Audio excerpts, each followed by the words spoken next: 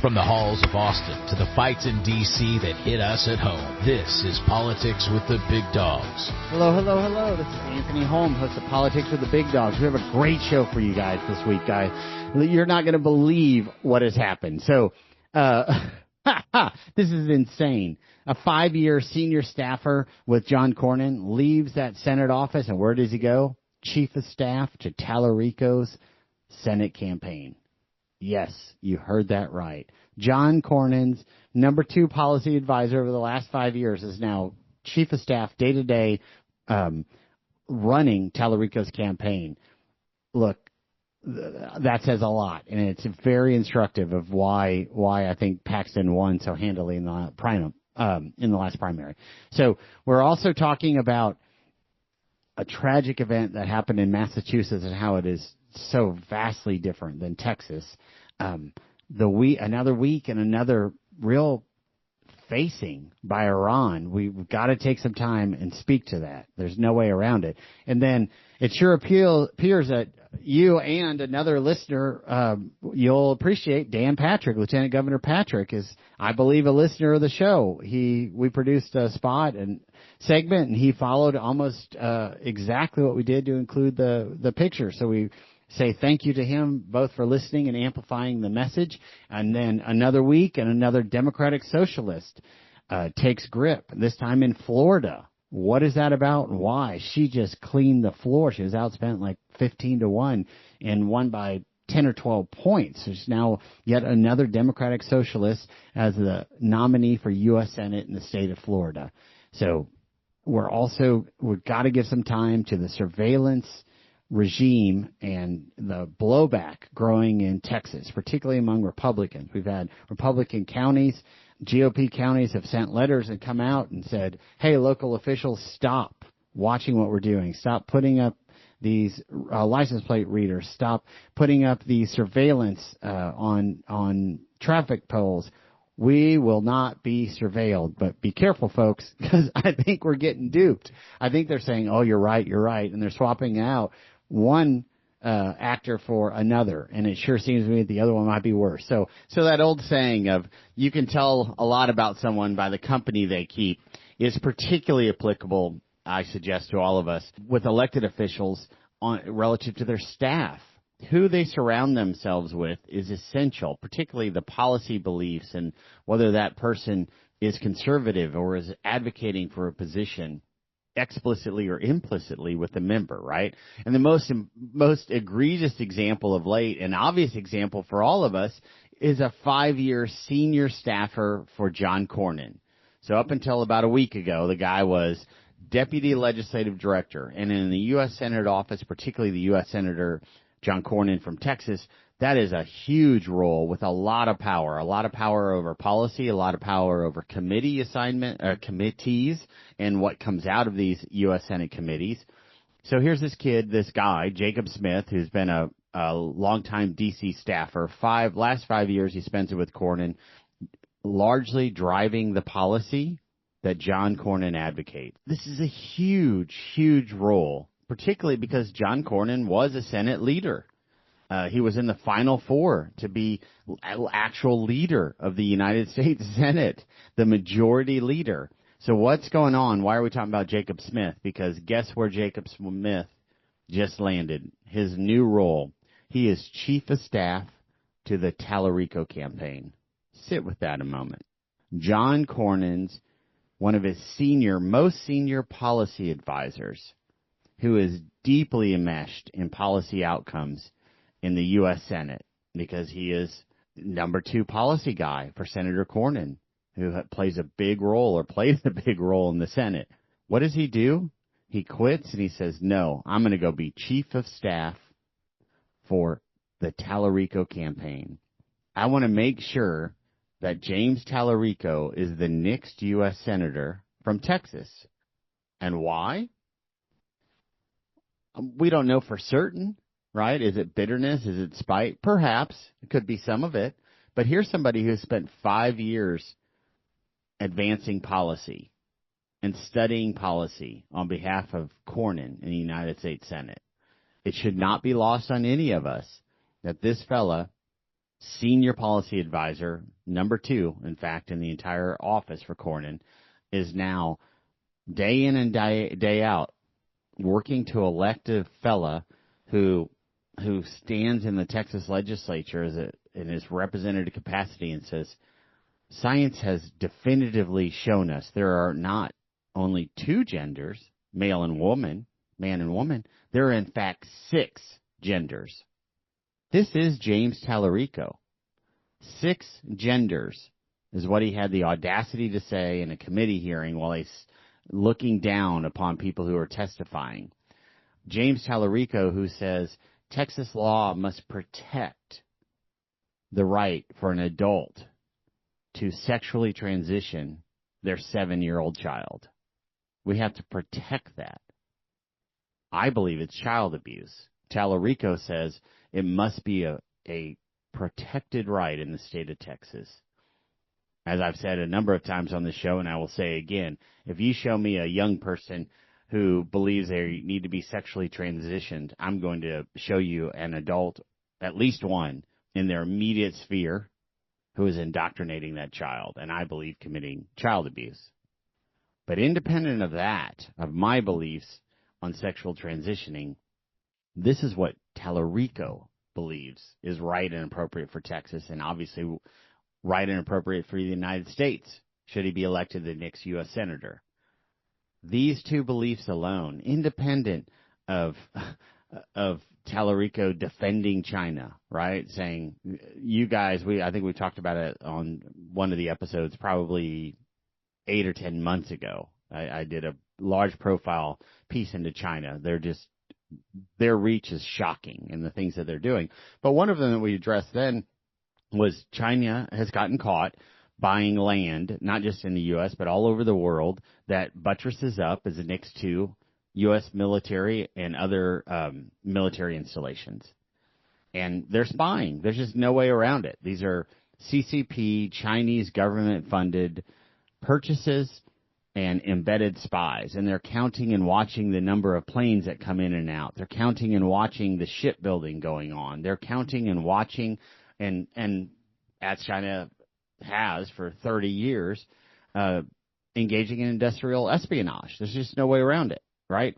So the Texas legislature advanced a bill that said, hey, communist nations, North Korea and China and some of these others, we're going to ban their purchase of land.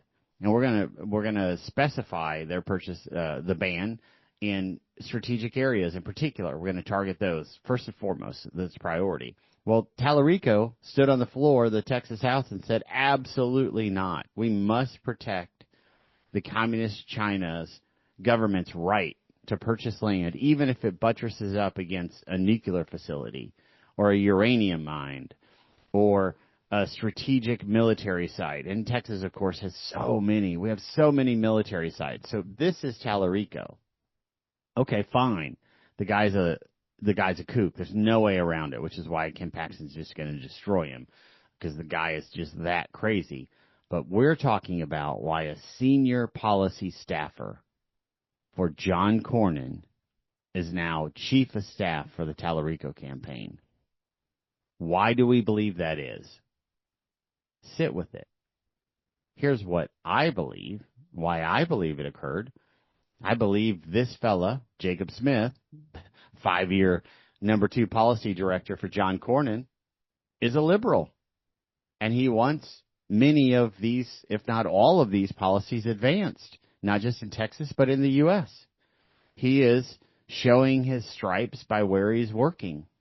His feet walked him out of John Cornyn's office and into the Talarico campaign, not just as a tacit advisor, but as day-to-day operations chief of staff, policy lead. No way around it. So this is a big piece, in my opinion, of why Cornyn lost, why he was just not just beaten, but eviscerated by Ken Paxton in the primary. Because as you and I and people who care about policy, as we look back on the last 20 years of John Cornyn, we see virtually nothing. He voted as a moderate Republican or at times a moderate Democrat. He didn't advocate or advance anything conservative with any heft that I have seen. He may have voted for things that he was drug along on, kind of go along, get along guy. But heck, most of us are just coming to the realization in the last few years that it turns out you don't need a photo ID to vote in federal elections throughout much of America. How is that possible? It's just so shocking. You need a photo ID to do absolutely go to the dentist in all of these states. Oh, but not vote. And John Cornyn knew or should have known this was happening, and he did nothing about it. And now he's like, can't be done. We don't have the votes. How is it for 20 years that John Cornyn did nothing about this? Or insert any other issue of substance that has been jammed up in the U.S. Senate. I mean, there's 20 of them we could just rattle off right off the top of our Social Security reform, right? Overreaching government, all of the COVID chaos. John Cornyn was in the final four to lead the U.S. Senate, yet he did virtually nothing for conservatives for 2 decades.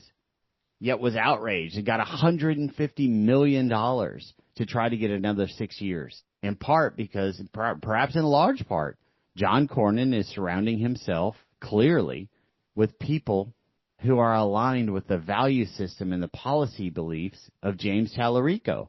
I mean, the number 2 policy guy in Cornyn's office is now the day-to-day chief of staff for the Talarico campaign. I mean, there's just no way around it. So rather than look backward, let's look forward. What is our takeaway from this? I'm going to suggest to you that, particularly in D.C., but very much in Austin too, our elected Republicans surround themselves with moderates, if not Democrats, as staffers. And these staffers have much more access and usually influence over those members than you and I do. Even with a radio show and even being an activist, if you're a county chair, a party leader, they're going to have more influence because they're in there 9 to 14 hours a day during the policymaking period, during the crunch times. The members rely on these folks. And, I'm going to say it again. I've said it before. A huge majority of the members really just think it's cool to be elected to be there. They tend not to be driven by policy. They tend not to be terribly informed. They're enjoying the lobby. They're enjoying going to Spurs games in Washington, D.C. They're enjoying going on sails, really cool cruises on the Potomac, and all of this whining and dining and people sucking up to you and laughing at jokes and I'm important and I'm this and I'm that. And these multi-year policy advisors dictate an awful lot about the vote of these elected officials. So what can we do about it? You and I, we can do everything about it. We can affect change. We've proven that. We've defeated people. We've driven policy outcomes. Here's what we do. We look all of our elected officials in the eye and say, you have a duty to us. And they're going to nod their head. Heck yeah, I do. You elected me. I serve at your leisure.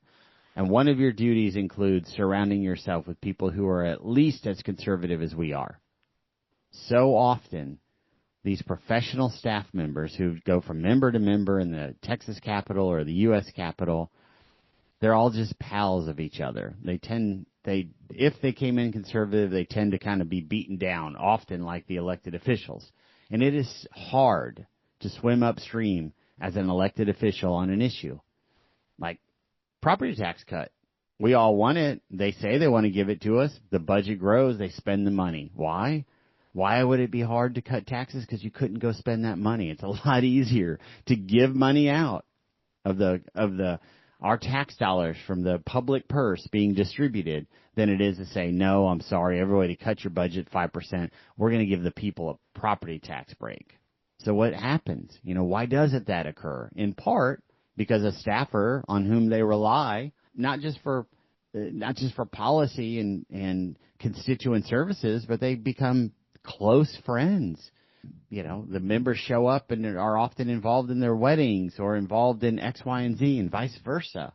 And the staffer's out drinking with them and being their pal, and they're away from home. These staffers fill very, very intimate roles with the members. There's just no way around it. So some staffers like, well, you really can't do that because we need more money for this program, for wind farms, because you have a big constituent in your district who this is very important to. And then members like, oh, yeah, that's right. and their phones aren't being lit up every day with 50 calls from voters saying, lower my property taxes, lower my property tax. That's what it takes to get 300 and 400 people to call in and say on the same issue something similar so that you can't avoid it. These staff actually turn off the phones and send it straight to voicemail because they get overwhelmed with calls. That's how you get attention. So what do? What's our takeaway from a 5-year senior policy leader leaving John Cornyn and going to Talarico for a day-to-day operational management? Our takeaway is we look our elected leaders and our candidates in the eyes and we say, one of your duties in exchange for my vote is surrounding yourself with people who are at least as conservative as we are. These are who we insist on being your policy and constituent service representatives. Will you make that commitment? Yes or no? And of course they will. And they probably will fail it, but we have something to hold them account, right? That is what we do. Another way to phrase it is, you're asking me for my vote in our organization, our conservative group, to endorse you. Will you commit to only surrounding yourself with staff who are at least as conservative as us, so as if you weren't on the ballot, we might elect them? We want people who we believe are like-minded with us. We're prepared to endorse you, but you've got to make sure and commit to us to surround yourself with people like us. Yes or no? All right, guys, we got to move on, but, this is a pretty shocking example of a 5-year senior policy lead in John Cornyn's office, now switching over to chief of staff and daily operations of the Talarico campaign. The guy's going to lose, going to be out on his butt, but it's a real indictment of John Cornyn and the people he has surrounded himself at the U.S. Senate, which, of course, all these staff are being paid with our tax dollars. So we've been paying for 5 years somebody to filter policy and communicate through that filter to John Cornyn whether he should or shouldn't vote on a bill.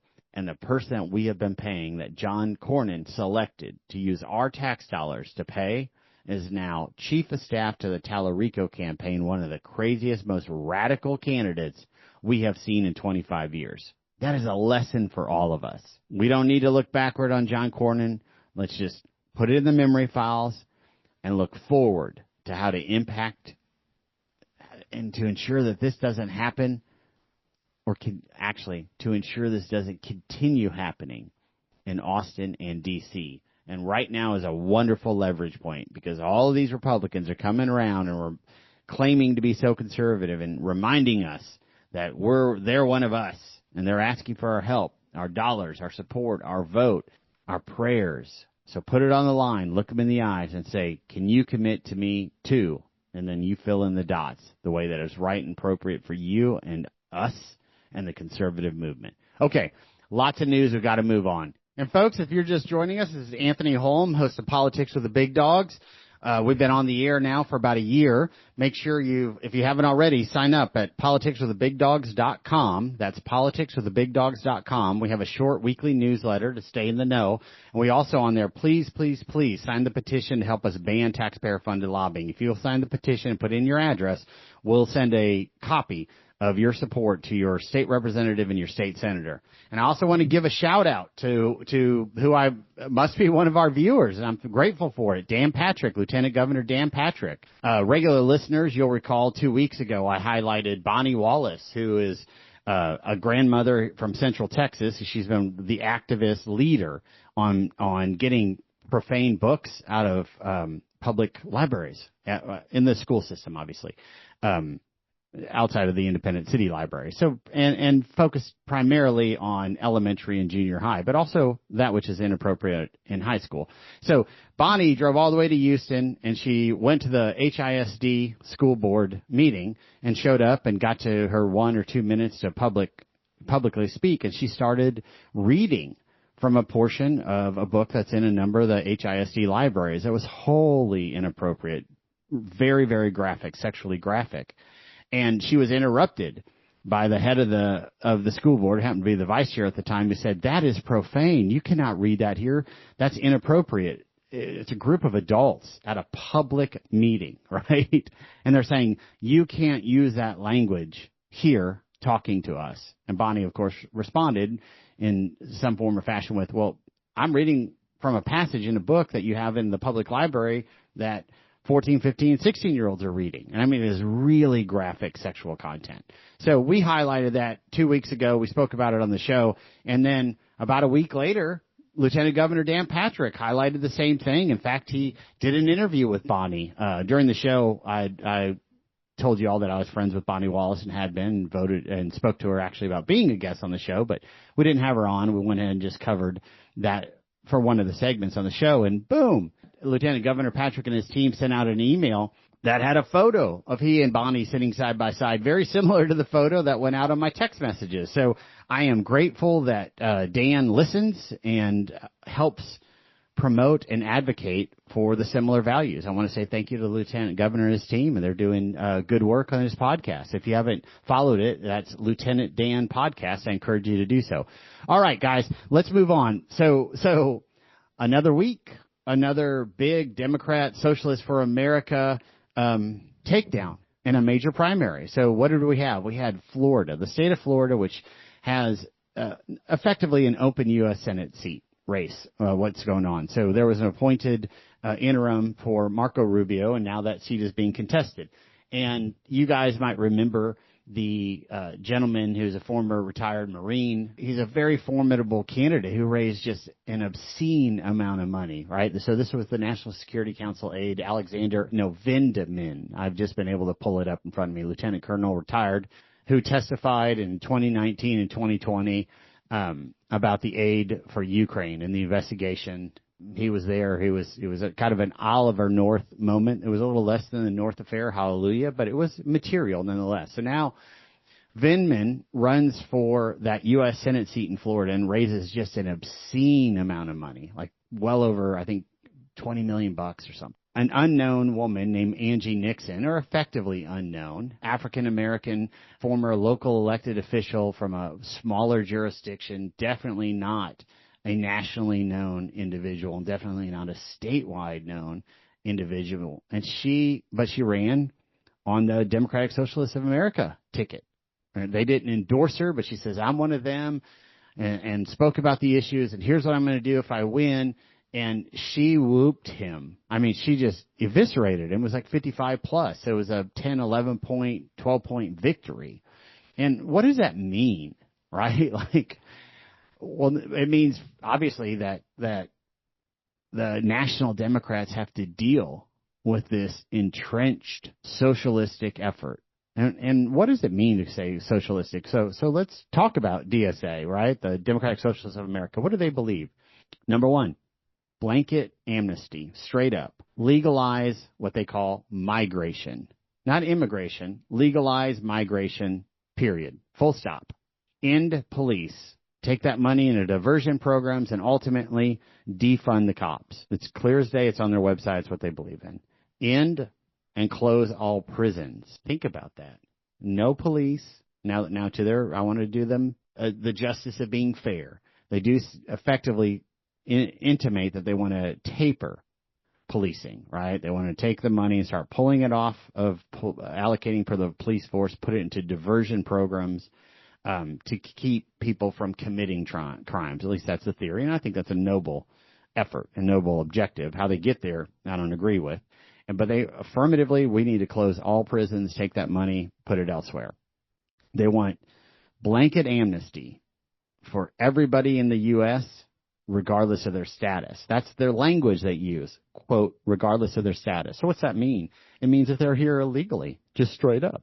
And as they defund the police and ultimately end prisons, close all the prisons, you got to wonder about those who are here illegally and have done illegal criminal acts outside of illegal entering our country, such as violent crimes in the nations that they came from or came through, or violent crimes here in the U.S. The Democratic Socialists of America, who now have a nominee for U.S. Senate in Florida and a nominee for U.S. Senate in Minnesota, and it's not just the left and right coast crazies of the northeast coast, New York and San Francisco anchors. This is really spread. They have their nominees, who I believe will win in Minnesota, probably lose in Florida. to legalize migration, meaning immigration, to end the police, to close the prisons, to have blanket amnesty, grant blanket amnesty for everybody here, regardless of how and who they are or how they got here, to abolish the United States Senate. And, that's really the ironic piece, is here are two candidates for U.S. Senate who won based on their association with the values and or the party of the Democratic Socialists of America. And one of the founding planks of the DSA is to abolish the U.S. Senate. They also want to end elections for president. You and I will no longer be able to vote if they get their way. They want to have eviscerate the Senate, it's gone, and have the U.S. House of Representatives appoint the President of the United States. So all of the juice goes to our 435 U.S. House members. You and I lose the power of electing our president, and we don't have United States senators. That is the DSA. And look, I'm not saying Texas is going DSA, but the Republicans in Texas more and more have stripped you and I of our right to elect our judges, right? They've just kind of become an insurance front. Abbott's kind of a insurance front guy. So he created and led the charge with the insurance lobby to create specialized courts that are not elected. Almost all of our judges in Texas are elected. These are appointed. And they're appointed for 2-year terms, and they only apply for business disputes. I think it was initially like $25 million. Now it's come down to 10 or even 5 million. And the long and the short is, if you're in litigation, you're an insurance company, you don't like the way your judge is treating you, it's not going to be resolved in 2 years. You can go to Abbott and try to get a new one who will treat you more favorably. I mean, that's really what all this is about. It's crazy that we, the Republican Party, the party of free markets, have become the party of big business in many aspects. And in fact, we're really just a cloaked disguise for the insurance companies in Texas who are making record profits and just fleecing us. We're all paying so much more in insurance. But I divulge a little bit, or I divert rather a little bit, and divulge some truth. We got to get these insurance companies in line and in check, and the Republicans who are fronting for them as well in line and in check. But that is something the DSA, the Democratic Socialists of America, have in common with us. The Republicans in Texas. The DSA wants to end elections for president, and more Republicans want to end elections for our judges. I think it's a real travesty. Anytime you try to strip electoral power from me and my brethren, I'm going to oppose it, just straight up, period. I generally trust Abbott to appoint good judges, but I shouldn't have to. You and I should select them. These guys should go into the market system. They should come out and say why we should vote for them. 100%. So what do we have? We have the state of Florida advancing effectively a no-name local elected official from Orlando. It's a big community, Orlando, but it's nothing relative to statewide, and absolutely destroying a national brand, a retired lieutenant colonel, just wiping him out, who outspent her 20-1 maybe. It's just insane. And the Democratic Socialists, who are primarily wealthy, white, urban, and somewhat suburban, educated individual. It is the Harvard, the Dukes, the MITs, the Stanford, the Berkeleys, the I Stand with Science, Fauci, Commandante style educrats who are force-feeding us the abolishment of prisons, defunding through tapered system of police, the granting amnesty for anybody who got here illegally and is currently in the nation, and blanket legalization of migration, not immigration, migration. Of course, everybody who comes here, or almost everybody who comes here, is going to be on our social services program. I mean, how do we do this? It's not sustainable as it is. We're just giving away so much money. But yet another win for the DSA in an area, in a jurisdiction outside of New York and San Francisco. We should all pay attention to this. There's already a civil war going on among the Democrats, the Bernie Sanders crew. Bernie, frankly, almost beat Hillary. His legions of followers are just kicking butt and taking names, so they say. Okay, guys, we got to move on. If you're just joining us, this is Anthony Holm, host of Politics with Big Dogs. Make sure you're following us on social medias, signing up for our newsletter, politicswithbigdogs.com, and you know, this radio show is converted into a podcast. And frankly, there's a lot more content in the podcast. We're limited to 54 minutes on the show. All of our shows and the additional content are on all of the places you'd expect, Spotify and Apple and YouTube and all the podcasts. So follow us there, and you can learn more about Bonnie and what happened 2 weeks ago that we covered, what happened in the HISD schools, or Sharia law, or Iran. You inserted, it's there. Our interviews with Paxton's, interviews with Huffines, interviews with Don Buckingham, like you name it, they've been on here. More and more in the last 4 months or so, we're hearing, or at least I'm hearing, and I want to alert all the listeners to it, to an uprising about cameras being throughout Texas, throughout our cities, throughout our neighborhoods that are photographing our license plates and perhaps photographing more. And in particular, there's a company, I don't want to get too focused on any single company, but Flock system. So as I understand it, I'm not intimately familiar with it, but here's what I understand. I understand that Flock basically reads license plates as they pass through it. They're these little cameras, right? And if one of those plates is attached to a stolen vehicle, at least this is how a police detective described it to me. He said if one of them's attached to a stolen vehicle, immediately sends an alert to the police, and then they go seek out that stolen vehicle. And in large part, this detective told me, he said in large part, here's what happens. Thieves go and steal a car because there's so many people have cameras and throughout their homes and Ring cameras and all these things that the thieves show up in a stolen vehicle, so it can't be tracked to them. They wear a mask and they either break into your home, break into your car, and they'll hit a neighborhood like bam, bam, bam between 2 and 4 in the morning. So he said, hey, one of the upsides of these Flock system is it alerts us when a car comes into a community or a car goes past these cameras. And there's other ones out there. There's AXON is another big one. So, and it alerts us, and then we send a patrol unit, and we often catch these people in the act, breaking into cars, breaking into homes. I get it. I am not a fan of government surveillance. Like, I'm really troubled even by the Patriot Act. I think we gave up a bunch of our civil liberties after the Islamist terrorists attacked us at the World Trade Center. I understand why we did it and the reaction, but I think government overreached. We have sent multiple times affirmed that, expanded the powers, right? The Section 702. Now, basically, all of our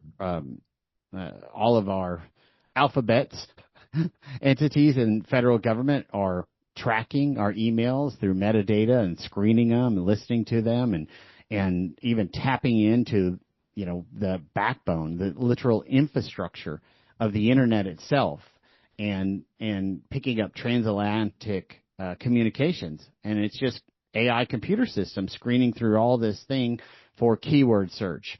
The same with our audio calls, as I understand it, right? There's AI systems listening to every phone call, and we have these AI assistants at home, and they're responding to our conversations. Our phones are always listening to us. That's why we talk about something obscure, bratwurst, for example, and 30 minutes later, we're getting coupons, buy bratwurst at your local store for 50 cents off. Like, right, we're being surveilled top to bottom. I think we lost this a long time ago. We made a trade. I'm all for reducing it. I'm all for attacking at the federal, the state, and the local governments for reducing it. But I want to flag something, because even in the last few weeks, we've had Republican Party counties. I think Rusk County did it. I think Waller County did it. Maybe a few others who say, we gotta get off these Flock system. We gotta ban them. They're going to their local governments. They're saying, hey, you have these license plate readers, and it happens to be a brand called Flock, and they're even saying deflock America and deflock. It's picking up more and more speed, and I feel like we're being scammed, right? That's why I'm saying it. I'm all for taking Big Brother out, 100%. I'm eager to do it, but here's the scam, right? Activists are going to their local government, and their local government are saying, oh, yeah, okay, you're right. We hear your concerns. We're going to ditch them. Here, we'll go get this other company, Axon or AXON. I don't even know how they pronounce it. These are the guys who make most of the body cams that the police use, right?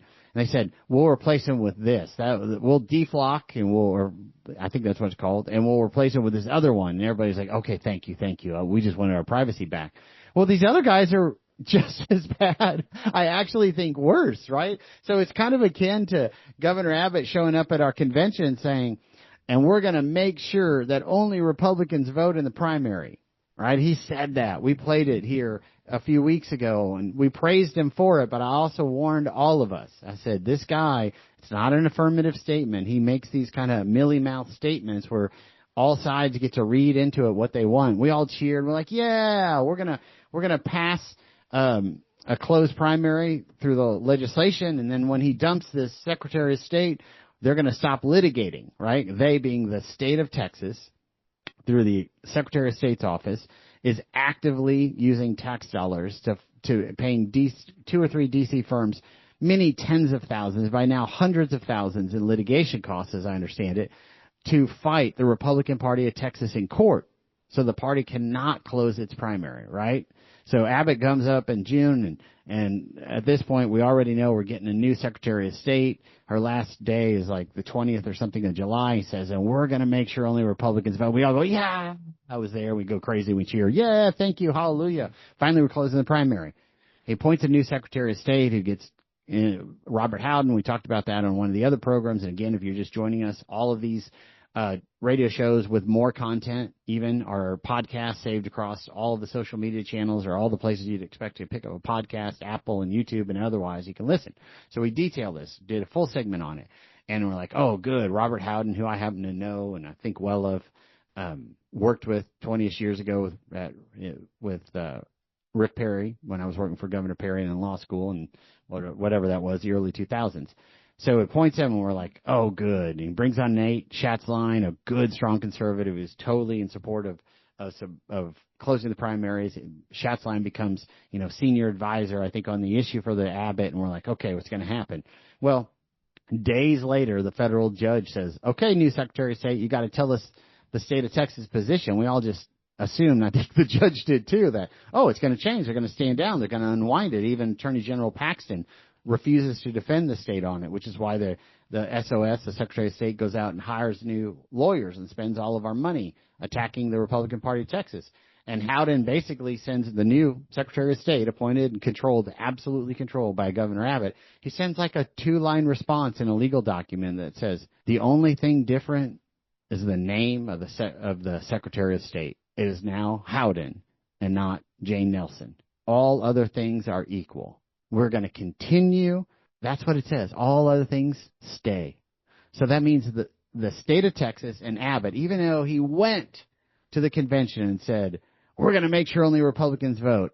Yeah. Now, 6 weeks later, his Secretary of State says, oh, no, we're maintaining the litigation. It's full steam aboard. We're going to stop the Republican Party. They cannot do this. We won't allow it to happen. So, that's like, oh yeah, I gotcha. And then just, what the heck, right? Totally taking advantage of us. And I think that's what's happening in this deflocking because they're all, it appears, or not, all is a dramatic statement, but most of these cities and counties and these little jurisdictions they're using are like, oh yeah, I hear your concerns. We're going to go to Axon. Well, those guys are worse. They're the guys who have all the body cams for the police.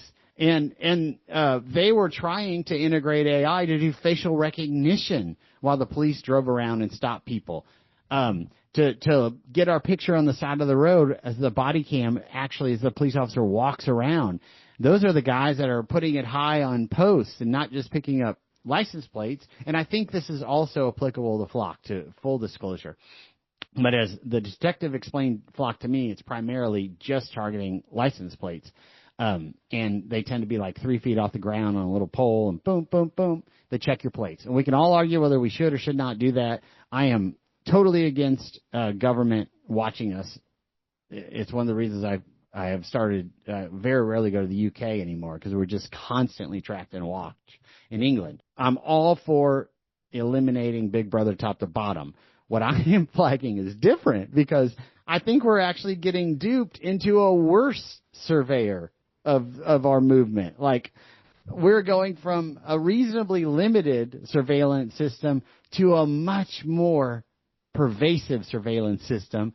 And our elected officials know this, or at least they should know this. I mean, they're already funding, this Axon company basically has almost all the police, right? And the emergency responders, they know. So our city and our local officials have been funding this forever and a day. And Axon a while back was going to roll out facial recognition and integrate it. And they started doing some beta tests. And they started asking around, and everybody balked, said, whoa, that scares me. Don't do that. Okay. Well, we won't offer that yet as a service. But now, our mayors, our city council are responding to the Waller counties and the Rusk counties and the GOP and saying, oh, yeah, you're right. We're going to dump that company. And here's what we'll do. We got you. We got your back. We'll replace them with this other company. I think they're worse, guys. I don't like any of it. Let me be real clean, and I don't want to get into a company A versus company B. I want to talk about surveillance, because we, as constitutional republic, we really surrendered our right to privacy. 9/11 was a huge event for many, many reasons, but it was just this massive turning point in the power of government to surveil us. We did it, I think, openly. There was great debate about it, but the U.S. Congress marched forward, and generally it was Republicans who delivered it. And then they expanded it in Section 720. And then there's been all of this harm that has come out of it, litigation and penalties, and people have been exposed by not honoring it, and these warrantless wiretaps and surveilling folks. And there's a strong argument to be made that the alphabet soup of government agency needs to do that to help contest terrorism. I mean, look, 9/11 is an example. But I believe fervently that we have largely surrendered to a surveillance state, both in private companies and by our government. Siri listens to everything, even if I don't use Siri at all, but it just pops up. Oh, what? How can I help you? If my phone's off and I talk about bratwurst, I'm going to get served up a coupon or an ad to buy bratwurst, right? Something that I haven't talked about ever, right? I'll bet you now that I'm doing it on the radio, I'll get 5 of them. Somehow it's probably monitoring our communications, at least the metadata. These AI programs are largely watching us. I mean, shoot, go to the GPS world, right? Google Earth. They update that all the time. I bought a new car, and it wasn't but 4 or 5 months later, I could see the different colored car in my driveway in Google Earth. So look, I actually very aggressively support the efforts of the activists saying we want privacy. We don't want to be surveilled. What I'm flagging for is I think we're just totally being played. And like, oh, you're right. We got to throw these guys out. They're bad news. I'm awfully confident they're replacing them with something that is worse. So just be advised, because we've got all sorts of Republican elected officials that started coming out in the last couple of weeks, right? Keith Self, a U.S. congressman from North Dallas, he's been vocal on it, writing letters on it. Bob Hall is a good, strong, constitutionally minded conservative, Texas state senator, also from North Texas area. He's been real vocal. There's a backlash, and I'm happy about it. We just need to have a backlash against all surveillance. They should not be capturing our faces. They should not be monitoring our movements. I just think it's fundamentally wrong, and it is worth a deep, substantive public debate for you and I and everybody else to engage in. And is this how we want to live? Is our fundamental right to privacy something that we want to surrender to government, or do we want to take it back? Or do we want to give them more in an effort to combat terrorism and crime, right? Like, those are just societal trades. And I know where I am on it, and I'll go and advocate for my position. I'd really like to hear from you guys on it generically, right? Like on the bigger issue of the Patriot Act, the 702 section, the setting up a court just for FISA court, right, for the foreign warrantless tapping, and justification for the FBI to come and so basically it was, and this is of course Editor Snowden. This is so much about it as we know, and I bet you there's an awful lot we don't know. But the long and the short is, we basically gave all of our government entities power to review and listen without issue to any foreigner outside of the boundaries of the U.S. And they're not supposed to be listening to Americans, as I understand it. However, what happens when a foreigner speaks to an American or emails with an American? then that gets scooped up. And that's where it gets a little more dicey. Well, what if it's an American in Dallas, Texas, who has, a foreign cousin in Poland, and they're sending emails? Well, guess what? It's being read. It's being scooped up, at least by AI. And I'll bet you there's one of 3,000 trigger words or phrases or combinations of words that are, then getting caught up in the net, and somebody's reviewing and looking at them. And if it merits it, then they'll probably go to a FISA judge in secret without notice to anybody involved, and they'll start watching, listening, and observing all the parties involved. And maybe people want that in our society, and maybe they don't. I know where I am. I want to keep my privacy, even if I have to find alternatives to stop terrorism and crime in America. 100% I do. I never want to be tracked. I never want my people tracked. I don't want our stuff listened to. We have, I believe, a fundamental right to go to town square and communicate with each other. And they cannot limit our associations, right?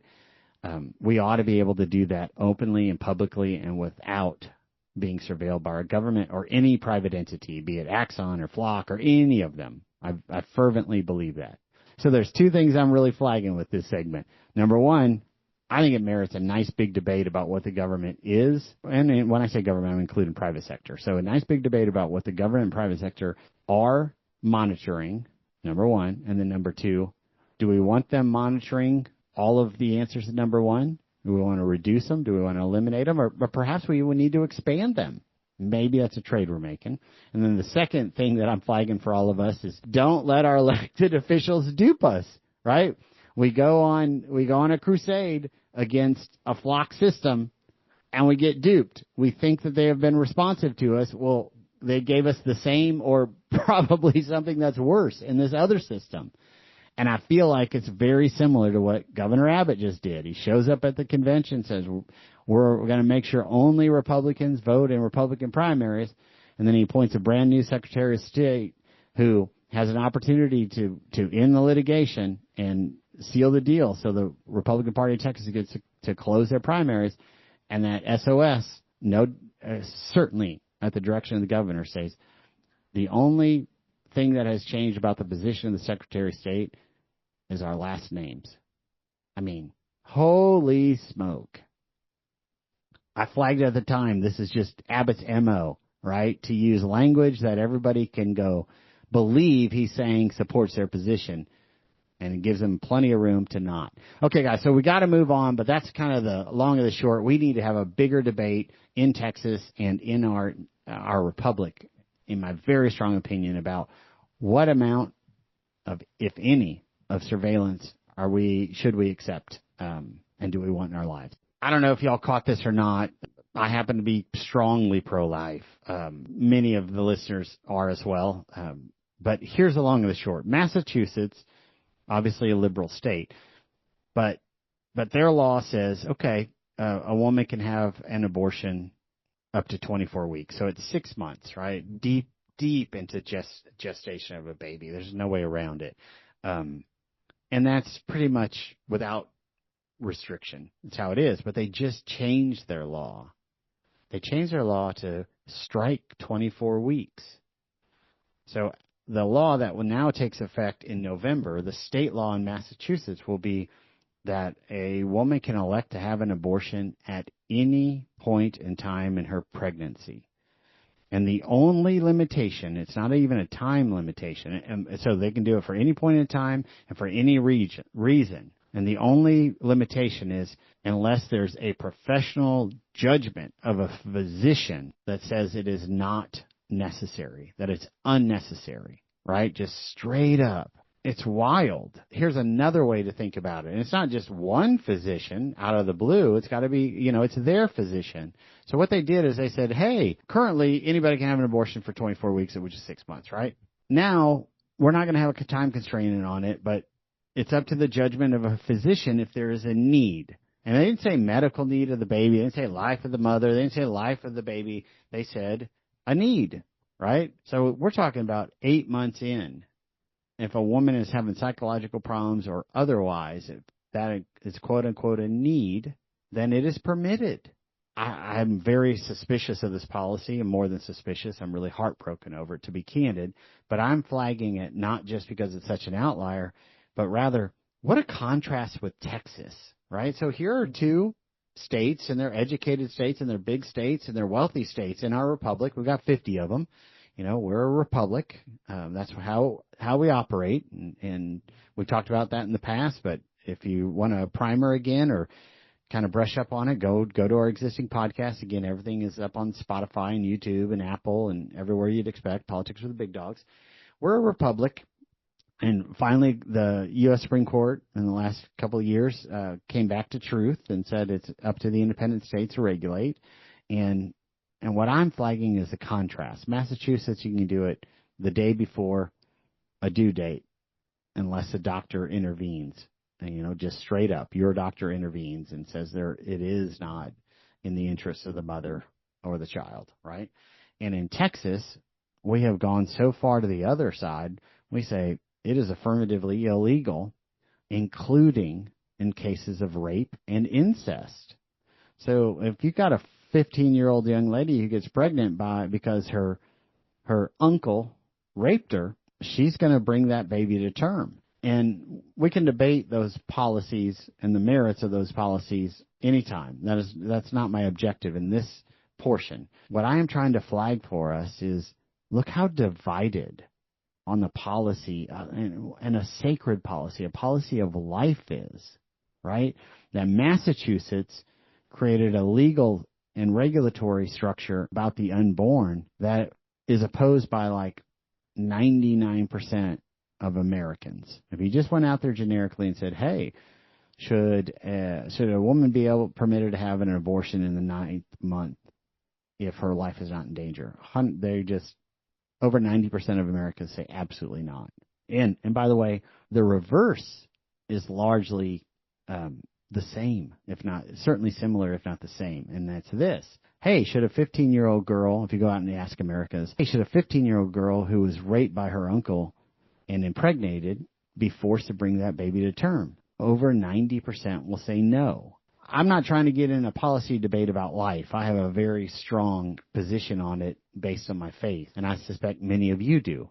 But set that aside. I am trying to flag for us how incredibly far apart two major states are in this republic on their policies of the sacred policy of life and the unborn. Our nation, you know, there's all this talk about a nation divided and things, but I can't think of another example of anything that is so fundamental to our souls, to our belief system, sacred. I just keep coming to that word, sacred. Having children, having babies, bringing them to term, and Massachusetts allowing termination all the way through, and Texas forbidding it to include in instances of rape and incest. I suspect most of America is somewhere in the middle, closer to the middle, but it should not be lost on any of us that we have just these foundational differences, not just in Texas, but with people who think the way we do, and that are diametrically opposed is an overused phrase. I'm straining for another metaphor or another phrase, because how do we ever come together on this issue to some reasonable resolution? I don't see it. I don't think it's possible. Hopefully, Massachusetts and Texas are not so far apart on, sustaining Social Security or making sure that we have a military that is capable of protecting us against the Chinese and the Iranians and others. But look, we're almost out of time, and I want to transition to Iran, because it's another week, and it's another situation where Iran has just kicked our teeth in. There's no way around it. And I'm a big advocate of President Trump. I've praised him so many times on this show of how he's handled Iran specifically and terrorism for years. But we're losing this one. We just are. It's another embarrassing week for America relative to the experience in Iran. And a few weeks ago, President Trump repeatedly said, well, we'll bomb them into the Stone Ages. If they can't come, if they can't be reasonable, they won't have bridges. They won't have roads. We'll just handle it. And we did. We put the thumping on them. We moved a bunch of troops there. But, what happened? And then Trump says, okay, they're negotiating. We have a deal. I'm not going to go bomb them into the Stone Ages. And within 24 hours, no longer than 48, but usually 24 hours, Iran comes out and says, we're not talking to that guy. They mock him. They are mocking the president. They're mocking America. And in the interim, they own the Gulf. They absolutely own it. So here's along the short. There's a waterway that a number of countries all have access to. Part of their borders are on the waterway. Iran, Saudi Arabia, Oman, UAE, they're heavy export Gulf states, right? It's the Gulf that we're talking about. But Iran, it occupies one side that is a pinch point, right? The Hormuz Strait. And they're basically saying, we control who goes through it, which means we get to control if oil leaves. And we're going to send missiles and ships, and we're going to put mines out there. And you're going to have to pay us a toll if you want through. And we're not going to allow people through who are moving oil or working with America. Or if you do, we're going to make you pay double or triple. But we're going to allow China's oil through. That's the debate. And Iran is negotiating very aggressively and basically saying, hey, Trump's a clown. Go take a jump in the lake, America. And I don't like saying that about my president and our leaders. I just don't. There's no way to take their actions, their words in any other way. So what have they been doing? They have been bombing the UAE. And that's a Gulf state. Of course, they're not letting the UAE transport oil or anybody else through the strait. And they're basically saying, we believe that, we're 70 or so days out from a presidential election. And if we keep the price of oil high and we control the strait, then Trump will blink and cut a deal before the election because he's afraid of Democrats winning on the issue. And I think they're probably right. I'm hoping he doesn't blink because we get through the election. You just try to manage the situation. We get through the election, I think he'll eviscerate them. And he should. We have 5,000 soldiers in the UAE, and they're getting bombed. Missiles are coming out of Iran, targeting the UAE, targeting Abu Dhabi, targeting civilians, targeting our troops. They've bombed or shot with missiles or otherwise 7 different oil tankers owned by the UAE. They're just sending ballistic missiles anytime they choose. At Saudi Arabia, at UAE, at Oman, they hit an Omani oil tanker, and they hit part of the operations of it. So they killed the chief engineer. They're destroying vessels. People are afraid to try to get out of the Gulf. And what is that doing? It's lowering the inventory of oil throughout the world. All the nations have a stockpile of oil because we're afraid of the oil embargo and what happened in the 70s. And China has a huge stockpile. They also moved a lot of their stuff to solar. So they're like, yeah, do it, Iran. They're giving them a thumbs up and encouraging them to. So Iran is leading the fight. China is egging them on. But they're really just defacing us. And I don't know what to say. There's no other graceful way to say it. I mean, Trump, I think, rightly mocked President Obama for surrendering to Iran, and in fact, loading up these massive airplanes with pallets of $100 U.S. $100 bills, right? Sent billions of dollars in cash to the mullahs, to the Iranian, regime who just support terrorism and death to America all over. Iran has huge billboards and murals all through their big cities of a broken Statue of Liberty laying on her side and on fire and death to Trump. They created murals of Trump in coffins when they say, we're killing him, we're winning, we're Iran, this is us. The U.S. will leave the region, and we might. That might be a condition. I mean, if you're the UAE, why would you allow U.S. Air Force Base or a military base to be there and 5,000 U.S. soldiers if the U.S. isn't going to back you up? If they're just going to stand by for weeks and watch Iran blow up your tankers, watch them impair your economy because you can't move your oil out, you can't sell it. Can we blame them? I think the UAE and Saudi Arabia and everybody else should handle the Houthis in Yemen who are funded by and organized by Iran. They should handle Iran. But they either don't have the gumption or they don't have the skills. I don't know what it is. So our people are there.